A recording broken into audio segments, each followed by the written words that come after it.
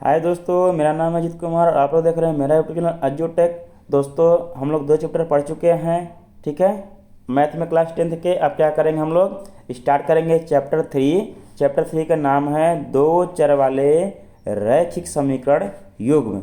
ठीक है, हमको दोस्तों पहले से पता है कि चर क्या होता है। चर हमको पता है जिसका मान बदलता रहता है। ठीक है, हमने चर और अचर अच्छे से पढ़ लिया है। तो देखिए यहाँ पे हमने एक चर वाले रैखिक समीकरण का हमने देख लिया है। एक चर वाले रैखिक समीकरण क्या था, जैसे मान लीजिए 2x + 3 मान लीजिए बराबर 0 है। ठीक है, नहीं तो मान लीजिए 5x - 3 = क्या है, 0 है। ये सब क्या है, एक चर वाले रैखिक समीकरण है। रैखिक समीकरण मतलब दोस्तों जिस समीकरण का घात क्या होगा, 1 होगा। ठीक है, समीकरण का घात कितना होगा, 1 होगा। आप लोगों को ये याद रखना पड़ेगा, समीकरण का घात कितने घात का समीकरण होगा, 1 घात का समीकरण होगा। उसको कौन सा समीकरण बोलेंगे, रैखिक समीकरण बोलेंगे। ठीक है, ठीक है। सबसे पहले तो हमें इसको जानना है कि जिस समीकरण का घात मैक्सिमम घात 1 होगा उसको हम लोग बोलेंगे रैखिक समीकरण। ठीक है, अब देखिए यदि इसमें एक चर रहेगा तो दोस्तों मतलब जिस समीकरण का मैक्सिमम घात 1 होगा वो क्या कहलाएगा, रैखिक समीकरण कहलाएगा। ठीक है, इतना समझ में आ गया। अब चलिए देखिए इसमें एक चर है। ठीक है, तो इसको कहेंगे एक चर का रैखिक समीकरण। ठीक दोस्तों, इसी प्रकार मान लीजिए जिसमें 2 चर रहेगा उसको बोलेंगे 2 चर का रैखिक समीकरण। अब दोस्तों जिस समीकरण में 2 चर रहेंगे उसको क्या क्या बोलेंगे, 2 चर वाले रैखिक समीकरण। ठीक है, देखिए मान लीजिए जैसे हो गया 2x + 3y + 5 = 0।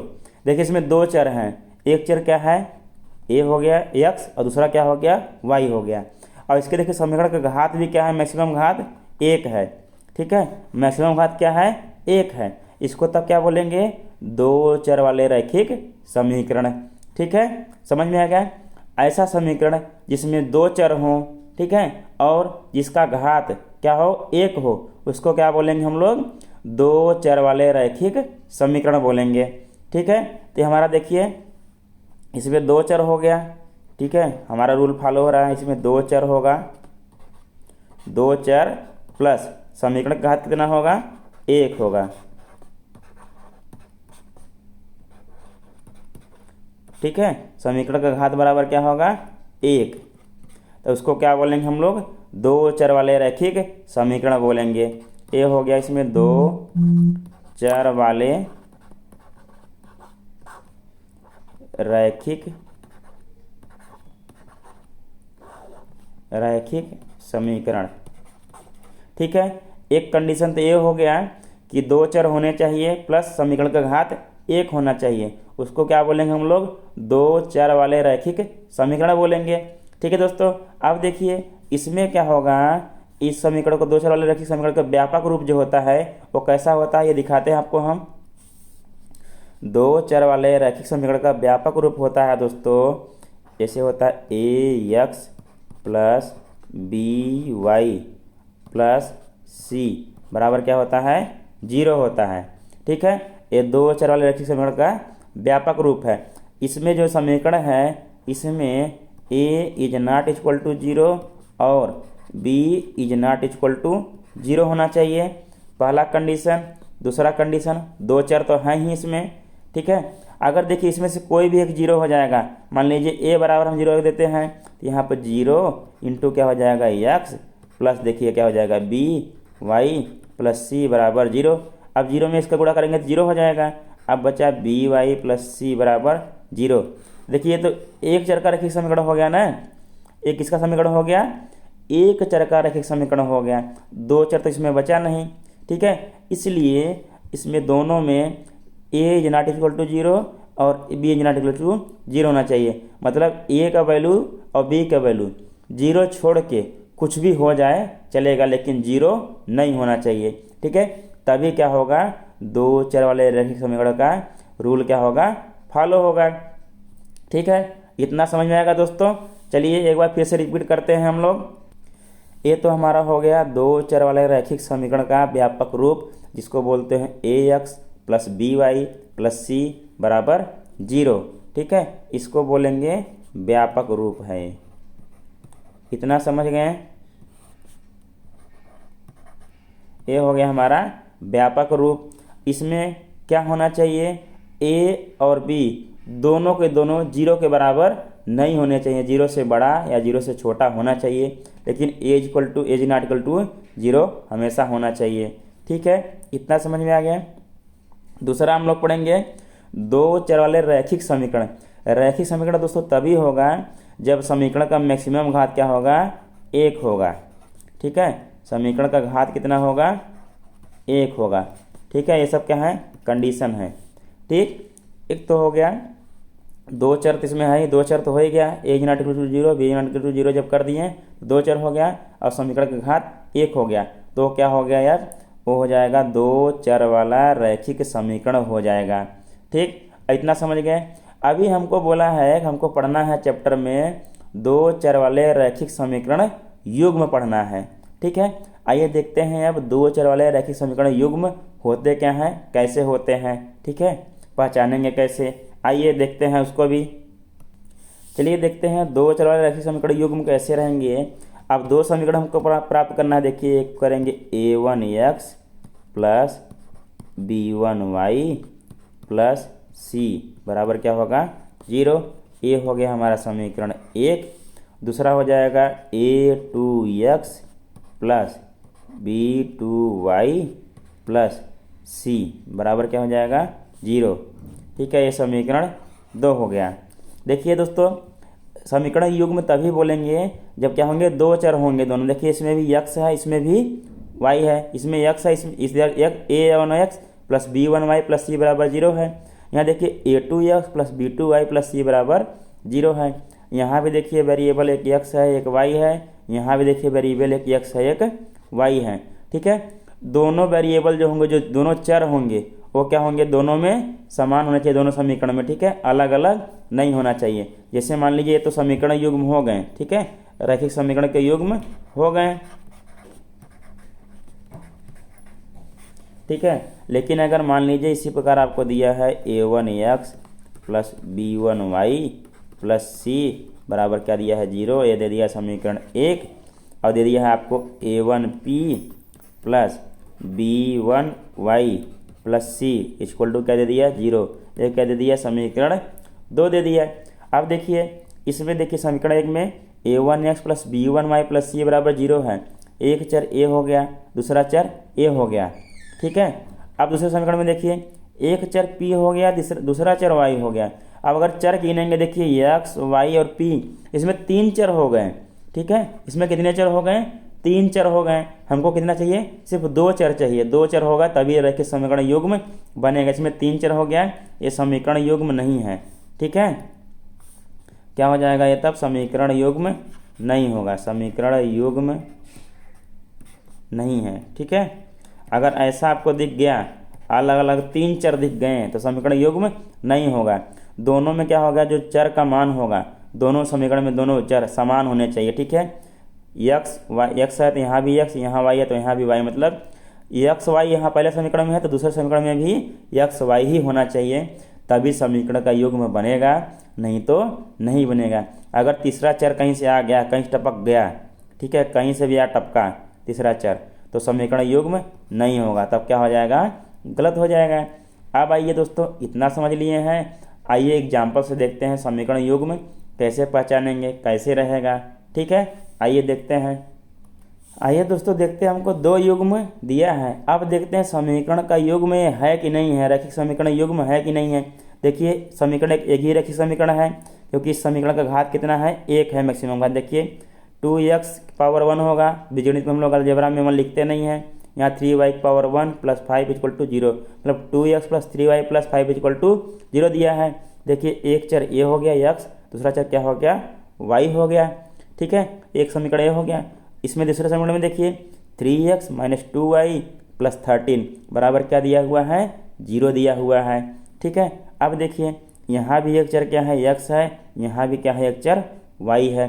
देखिए इसमें भी x और y चर हैं, इसमें भी x और y दोनों के हैं, चर हैं।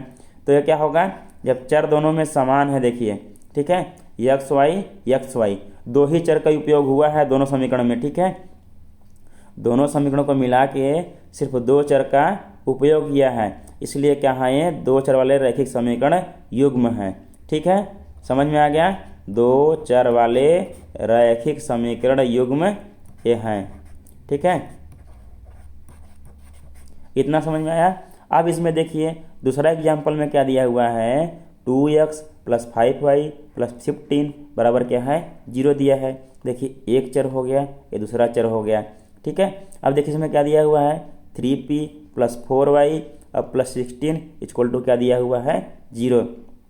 देखिए एक चर हो गया, ये दूसरा चर हो गया, इसमें भी y है, इसमें भी y है, यहाँ x है, यहाँ p है। देखिए कितने चर हो गए अब, x y p, इसमें कितने चर हो गए, 3 चर हो गए। हमको क्या कौन सा समीकरण देखना है, दो चर वाले रैखिक समीकरण युग्म देखना है। अगर आपसे अलग अलग पूछेगा तो ये भी क्या है, दो चर वाला रैखिक समीकरण है, ये भी क्या है, दो चर वाला रैखिक समीकरण है। लेकिन जब पूछेगा दो चर वाले रैखिक समीकरण युग्म है कि नहीं है, तब क्या होगा, नहीं होगा। क्यों, देखिए जब दोनों समीकरण को हम लोग मिला देंगे, साथ में देखेंगे तो कितने चर हो जाएंगे, 3 चर हो जाएंगे, ठीक है। तो ये क्या होगा, रैखिक समीकरण युग्म नहीं है, ठीक है। ये दो चर वाला रैखिक समीकरण युग्म नहीं है। इतना समझ में आ गया आप लोगों को, मतलब ये दो चर वाला, ठीक है, दो चर वाला लिख लीजिए, नहीं तो आप लोग कन्फ्यूजन पड़ जाएंगे। दो चर वाला रैखिक समीकरण युग्म नहीं है, ठीक है।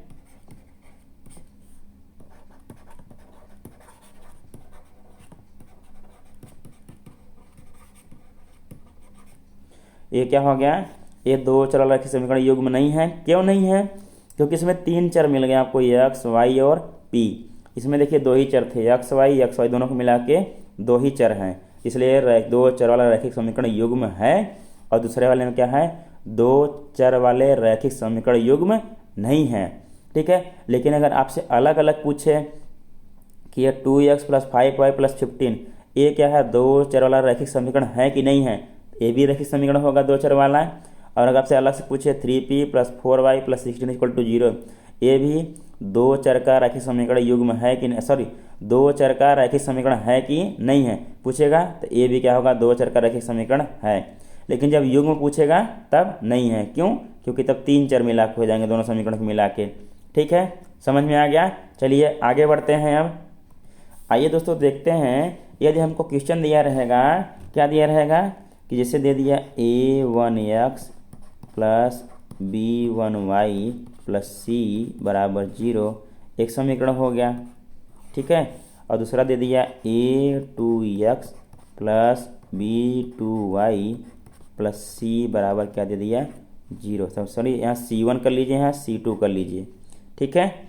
a1x + b1y + c1 = 0, यहाँ कर लीजिए a2x + b2y + c2 = 0। इसको दे दीजिए समीकरण 2 दे दीजिए। अब आपसे कभी पूछेगा कि ये दोनों समीकरण कब प्रतिच्छेदी होंगी, कब समपाती होंगी और कब क्या होगा, समांतर होगा, ठीक है। इन सब के लिए क्या होगा, एक रूल होता है। अब देखिए क्या होगा प्रतिच्छेदी रेखा के लिए, ठीक है, कब ये लोग प्रतिच्छेदी होंगी,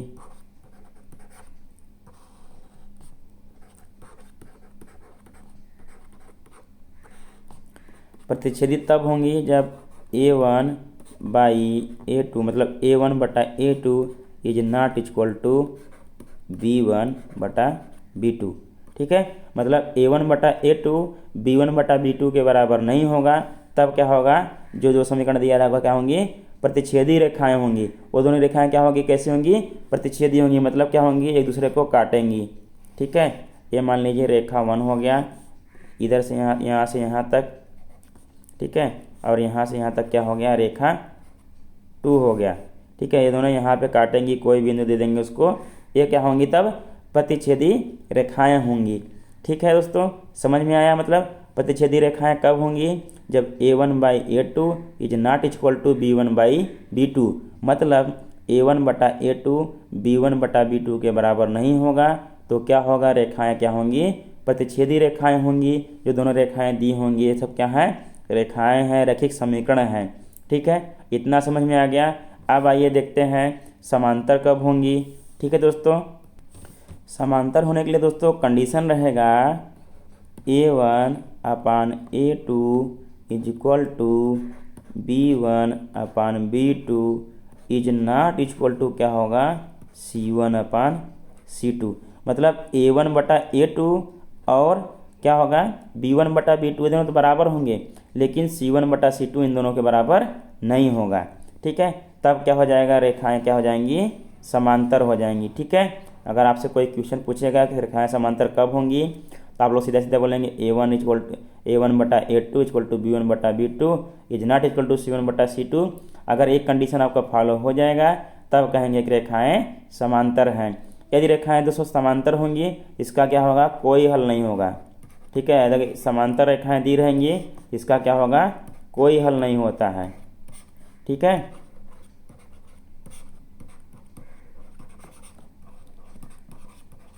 ठीक है, मतलब ये असंगत हल देगा। कैसा हल देगा, असंगत हल। मतलब जब हल ही नहीं होगा तो क्या होगा, असंगत हल देगा। अब इसका क्या होगा, अद्वितीय हल होगा। क्या होगा, अद्वितीय। प्रतिच्छेदी रेखा क्या होगा, अद्वितीय हल होगा। ठीक है, ये भी मतलब क्या देगा, तब ये संगत हल देगा। क्या देगा, संगत। ठीक है, जब रेखाएं प्रतिच्छेदी होंगी तो क्या होगा, उसका अद्वितीय हल होगा और मतलब संगत हल देगा। और जब रेखाएं समांतर होंगी तब उसका क्या होगा, कोई हल नहीं होगा, तो कैसा हल देगा, असंगत हल देगा। ठीक है, हल मतलब सॉल्यूशन। ठीक है, ठीक दोस्तों। अब आइए देखते हैं संपाती रेखाएं। ठीक है, समांतर रेखा आप लोग समझ गए होंगे, आपको पता ही है समांतर रेखाएं किसको कहते हैं, जिन रेखाओं के बीच क्या होगा, समान अंतर है, उसको क्या बोलेंगे, समांतर रेखाएं बोलेंगे।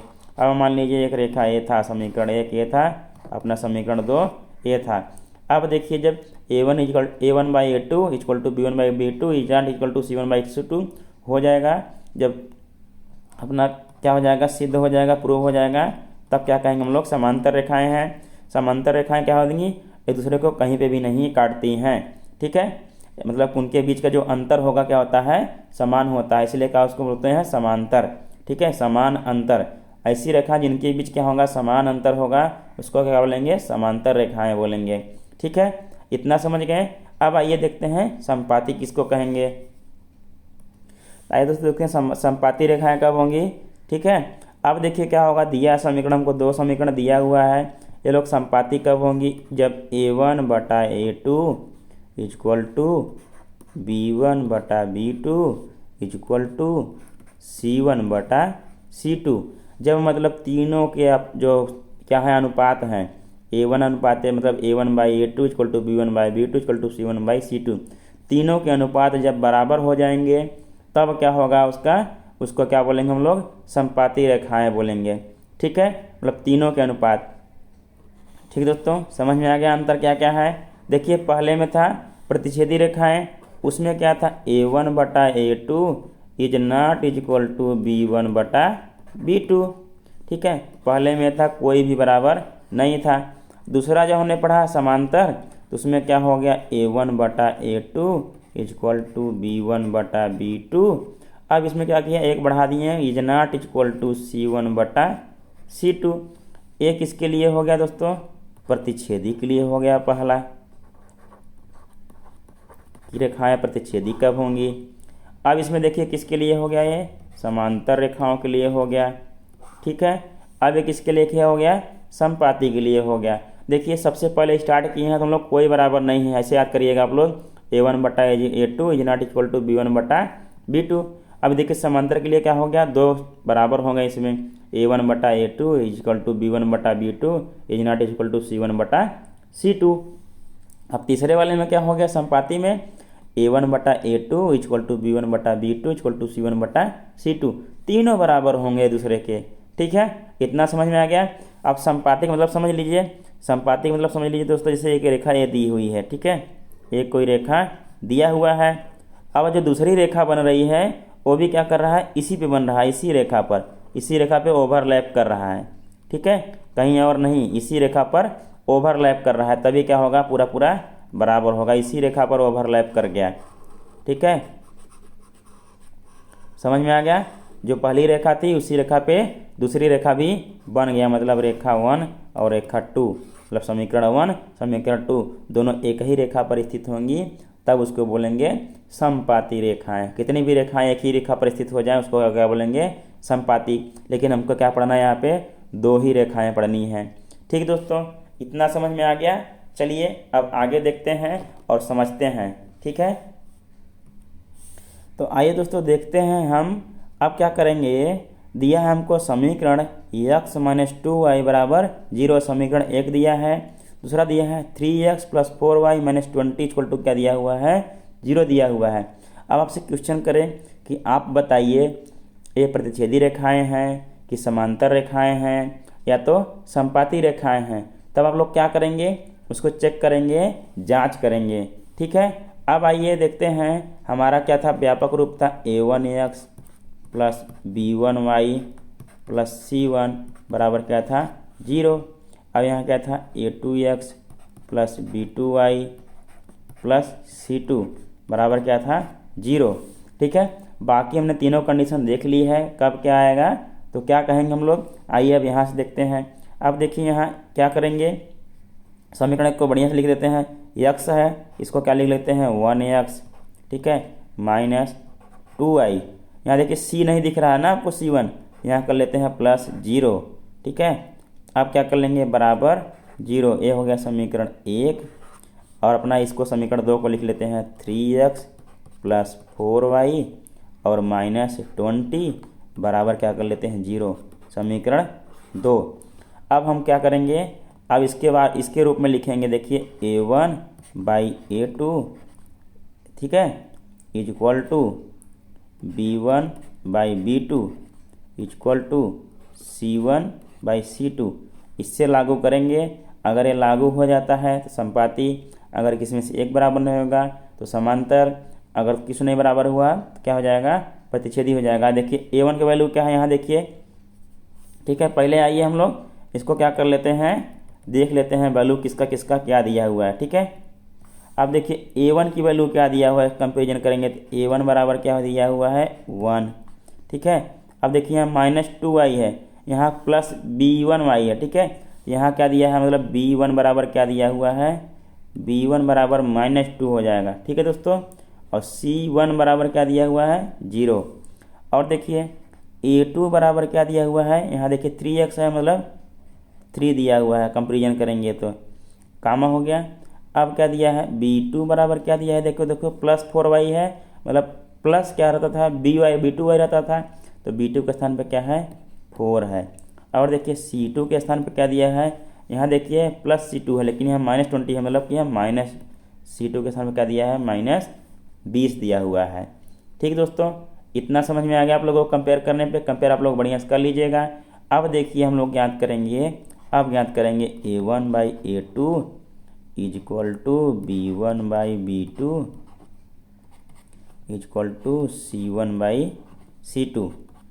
ठीक है, अब देखिए a1 का मान रखेंगे तो 1 अपान क्या है, 2 = क्या है, b1 क्या है, -2 और b2 क्या है, देखिए 4।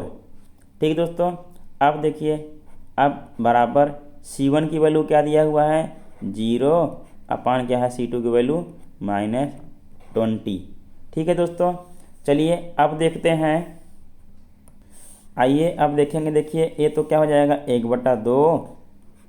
अब देखिए बराबर यहाँ क्या है, -2 है, यहाँ 4 है, क्या हो जाएगा, -1/2।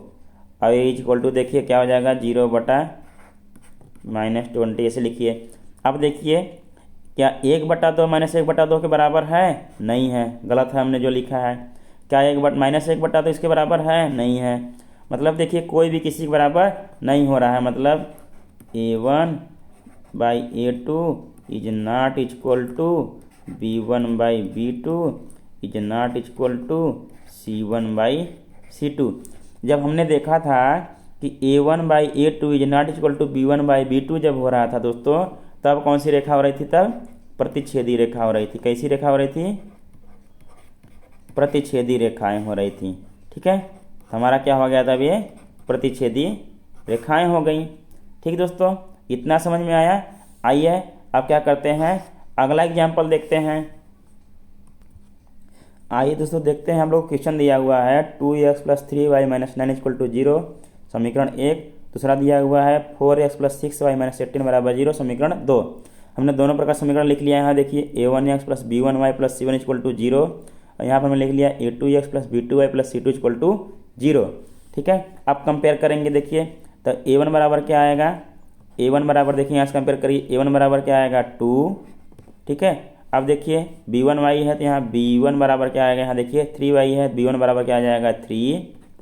अब देखिए c1, देखिए यहाँ c1 है, यहाँ c1 बराबर क्या है -9 है, मतलब यहाँ प्लस था यहाँ माइनस दिखा रहा था, क्या हो जाएगा c1 बराबर -9। ठीक है, अब देखिए a2 बराबर क्या आ गया, कंपेयर कीजिए, a2 बराबर क्या आ जाएगा, देखिए a2x है, यहाँ 4x है, a2 बराबर क्या आ जाएगा तब 4 आ जाएगा।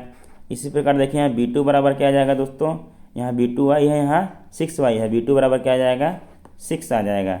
अब देखिए यहाँ c2 बराबर क्या आएगा, देखिए c2 यहाँ प्लस में है, यहाँ c2 बराबर c2 क्या है -18 है, मतलब c2 बराबर क्या आएगा -18 आ जाएगा। अब हम लोग रूल लगाएंगे। ठीक है, a1 upon a2 = b1 upon b2 = c1 अपान c2। अगर ये दोस्तों सही सिद्ध हुआ तो हमारा क्या होगा, संपाती हो जाएगा। अगर गलत कुछ और आएगा जो भी वैल्यू, उसको देख लेंगे क्या आया तो हम आपको बताएंगे। ठीक है, अब आइए देखिए a1 की वैल्यू क्या है 2, और a2 की वैल्यू क्या है 4 = b1 की वैल्यू क्या है 3, b2 की वैल्यू क्या है 6 = देखिए c1 की वैल्यू क्या है -9, c2 की वैल्यू क्या है -18। अब देखिए दोस्तों 2 दूना 4 क्या आ जाएगा 1/2 आ जाएगा। ठीक है, अब देखिए बराबर 3 1 का 3, 3 दूना 6, 1/2 आ जाएगा बराबर। अब देखिए माइनस से माइनस कट जाएगा इधर, और 9 1 का 9, 9 दूनी 18, 1/2। देखिए 1/2 बराबर होगा 1/2 के, 1/2 के, तीनों क्या है बराबर है, मतलब a1/a2 = b1/b2 = c1/c2। ये क्या हो गया, प्रूव्ड हो गया। ठीक है, प्रूव्ड हो गया तो क्या हो जाएंगी, ये संपाती रेखाएं होंगी। कैसी रेखाएं होंगी, संपाती रेखाएं होंगी। ठीक है दोस्तों, समझ में आया।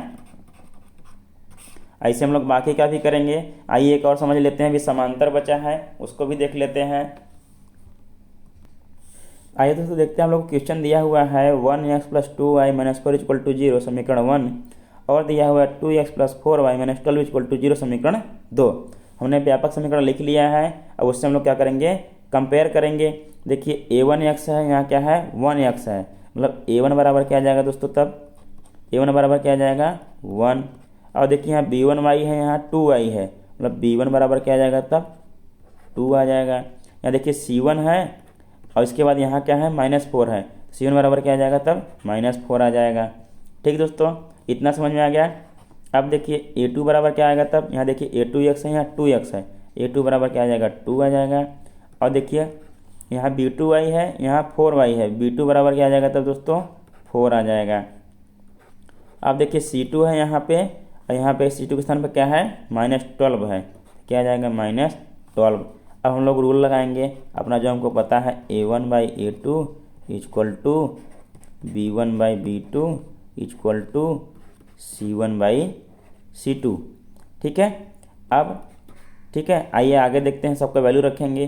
a1 की वैल्यू क्या है 1, a2 की वैल्यू क्या है 2 बराबर, b1 की वैल्यू क्या है 2, और b2 की वैल्यू क्या है 4 बराबर। ठीक है, अब देखिए c1 की वैल्यू क्या है -4, और c2 की वैल्यू क्या है -12। ठीक है, अब इसके बराबर देख लेंगे क्या होगा, ये तो 1/2 का 1/2 ही होगा बराबर, क्या हो जाएगा 2 है इधर, 4 है इधर, 2 1 का 2, 2 दूना 4, क्या हो जाएगा 1/2 हो जाएगा। अब देखिए बराबर यहाँ पे है, अभी देखिए माइनस माइनस कट जाएगा, 4 1 का 4, 4 3 12, 1/, क्या हो गया 3 हो गया। अब देखिए 1/2 बराबर है 1/2 के, लेकिन क्या 1/3 के बराबर है नहीं है, तो क्या है गलत है, इसको काट देंगे तब। ठीक है, मतलब क्या हो गया 1/2 बराबर है 1/2 के, इज नॉट इक्वल टू 1/3 के। देखिए कौन सा रूल फॉलो हो रहा है, ये रूल फॉलो हो रहा है a1/a2 = b1/b2 is not equal to क्या है c1/c2। C2। ये समीकरण किसका था? ऐसा जब कंडीशन किसका था? समांतर रेखा का था। किसका था? समांतर का। किसका था? समांतर रेखाएं। ठीक है दोस्तों, कर लेंगे। पहले आप लोग ऐसे सॉल्व करेंगे पूरा वैल्यू रख के। जब देखेंगे सब बराबर आ गया, तीनों बराबर आ गया, a1/a2 equal to b1/b2 equal to c1/c2, तब क्या हो जाएंगे? संपाती हो जाएंगे। यदि a1/a2 इक्वल टू b1/b2 बराबर आ गया लेकिन c1/c2 बराबर नहीं आया, तब क्या हो जाएगा? समांतर हो जाएगा। जब कोई भी बराबर नहीं है तब क्या हो जाएगा? प्रतिच्छेदी रेखाएं हो जाएंगी। ठीक है दोस्तों, समझ में आ गया? ठीक है दोस्तों, धन्यवाद। ऐसे ही हमारे साथ आप लोग बने रहिए, हमारा वीडियो देखते रहिए, लाइक करते रहिए, सब्सक्राइब करते रहिए, अपने दोस्तों में जरूर शेयर करते रहिए। ठीक है दोस्तों, धन्यवाद।